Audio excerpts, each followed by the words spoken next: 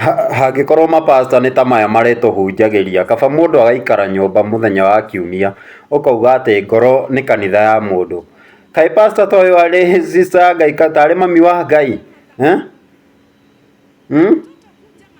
Rĩu ndĩrenda kũria atĩrĩrĩ, pasta ta ũyũ rĩ, nĩ arĩ ciana? Mapasta nĩ mwagĩrĩirwo mũmenye thaa ici ti ta hĩndĩ ya tene hĩndĩ ĩrĩa twahenagio. Thaa ici nĩ tuohĩgire na nĩ twamenyire makanitha maingĩ nĩ biacara cia andũ. Tambe ũthikĩrĩrie pasta ũyũ mwĩrori wakwa ũnjĩre onawe rĩ, no wĩtĩkĩre mwana waku athiĩ kanitha ta ũcio? No ũtware mwana waku kĩgongona-inĩ ta gĩkĩ?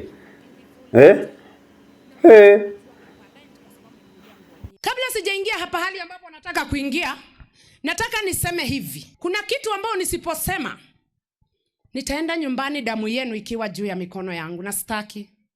Watoto kuja madhabahuni ni laana ambayo haina kifani. Hiyo ni laana zaidi ya ukoma. Wakati unaona mtoto wako ulimnunulia tu viatu tu smart tu pesa mingi, anakuja hapa alafu sasa unaanza enda mchukue, enda mlete. Hutaki kuja, lakini ulihakikisha kabisa amefanya nini? Akifika ulikuwa unaona, lakini you had to make sure amefika ndio watu wote waone una mtoto handsome. Waone you have a beautiful daughter. Na waone unajua kuparent kwa sababu umemnunulia nguo nyingi. Hiyo haitusaidii. Sisi raha yetu na raha ya bingu ni madhabahu kuheshimiwa. Unapomwona mtoto wako hapa akipita, ujue tayari laana inagonga kwa nyumba yako. Na huyo mtoto hatakuwa tofauti na watoto wa Eli.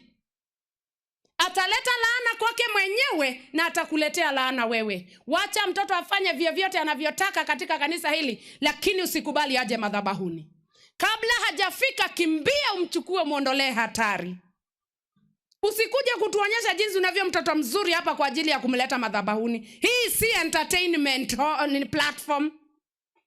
Hii si ya kuonyesha vile ile inaitangwa aje ya Miss Kisi na Mr. Kisi hapa.